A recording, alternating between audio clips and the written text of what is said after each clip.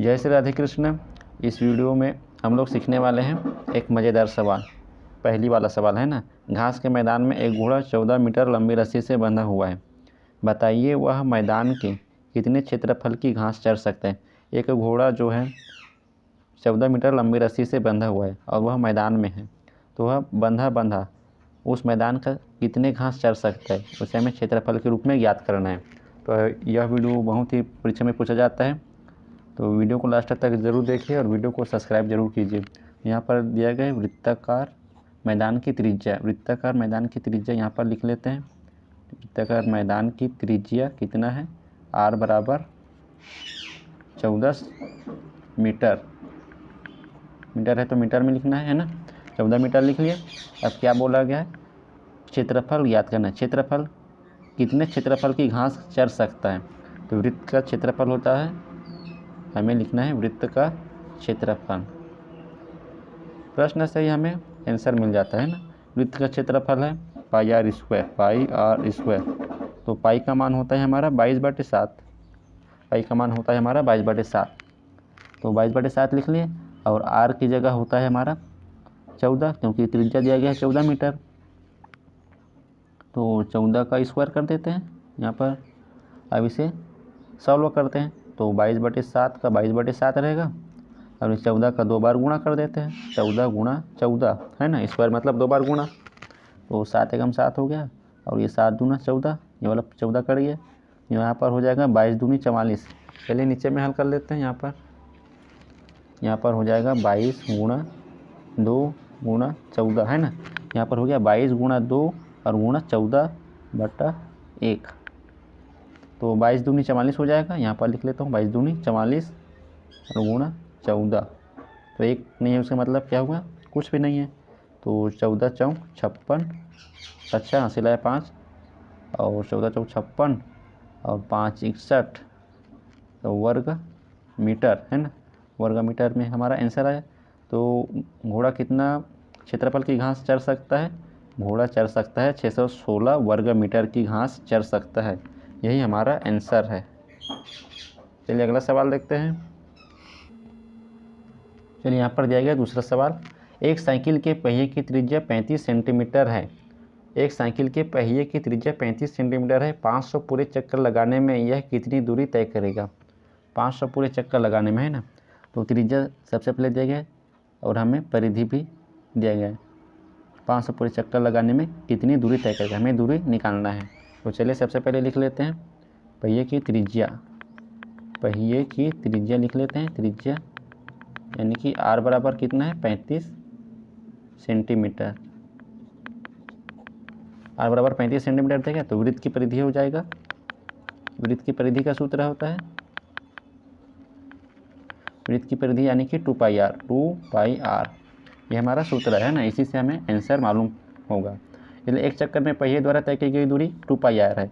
इसी को हम लोग मानेंगे, एक चक्कर में पहिए द्वारा तय की गई दूरी 2πr है।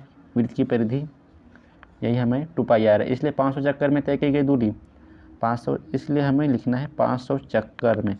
500 चक्कर है ना, 500 चक्कर में पहिए द्वारा तय की गई दूरी। 500 पूरे चक्कर लगाने में कितनी दूरी तय करेगा, इसलिए 500 चक्कर में पहिए लिख लेते हैं। पहिए द्वारा तय की गई दूरी, तय की गई दूरी यानी कि कितना हो जाएगा 2πr गुणा 500 बराबर कितना हो जाएगा 2πr गुणा 500। यहाँ तक आपको समझ में आए कैसे निकालें। वृत्त की परिधि 2πr है, तो एक चक्कर में पहिए द्वारा तय की गई दूरी 2πr होता है, इसलिए 500 पूरे चक्कर में पहिए द्वारा तय की गई दूरी इसके डबल कर देंगे, यानी 500 कर देंगे, इसके साथ 500 का गुणा कर देंगे।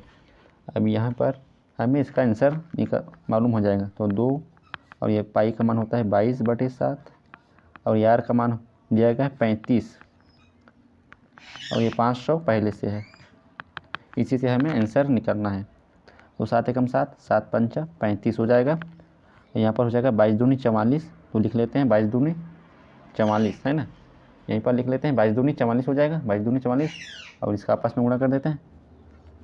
5 25 और ये डबल 0 लगा लेते हैं।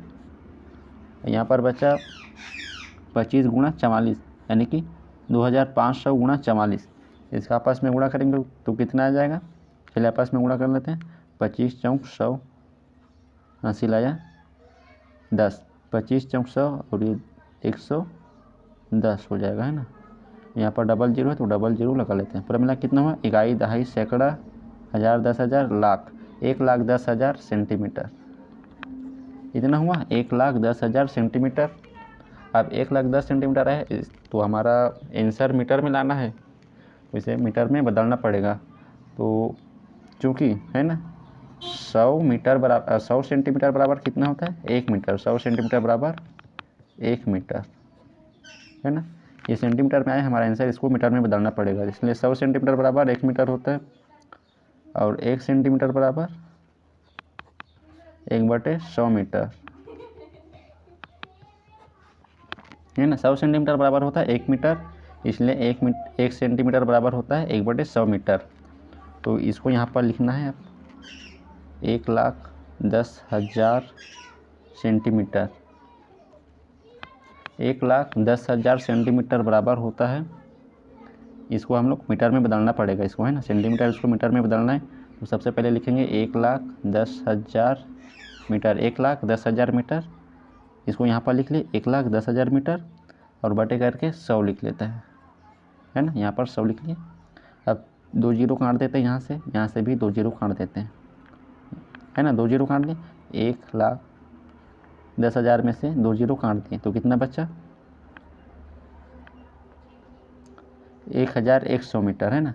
1,100 मीटर बचा, 1,100 मीटर। 1,100 मीटर बराबर कितना होता है, 1.1 किलोमीटर, है ना। इसे किलोमीटर में भी बदल सकते हैं हम, 1.1 किलोमीटर। अतः साइकिल के पहिए द्वारा, है ना, अतः साइकिल के पहिए द्वारा 500 चक्कर में तय की गई दूरी कितनी है, 1,100 मीटर। यही हमारा आंसर है। आई होप आपको समझ में आया होगा। ऐसे ही गणित सीखने के लिए मेरे चैनल को सब्सक्राइब कीजिए, लाइक कीजिए। मिलते हैं अगले वीडियो में, तब तक के लिए वंदे मातरम, जय हिंद।